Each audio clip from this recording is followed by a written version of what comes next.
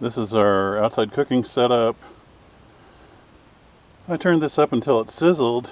Put my frozen sausage patties in there, and then turned it off to the garden wok, which is like 15 minutes or something like that. And then the jumbo eggs will go in on top of them. I'll turn it up until it sizzles a little, turn it off, wait about 5 minutes, and this whole dish will be ready. Mr. P will clean the electric frying pan. I can't show you the egg cracking part without putting this thing on a tripod.